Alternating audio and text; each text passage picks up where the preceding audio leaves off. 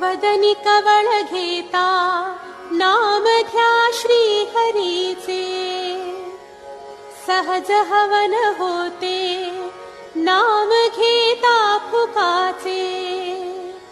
जीवन करी जीवित्वा अन्न हे पूर्ण ब्रह्म, उदर भरण नोहे जाणीजे यज्ञ कर्म. जनी भोजनी नाम वाचे वदावे, अति आदरे गद्य घोषे म्हणावे. हरी चिंतनी अन्न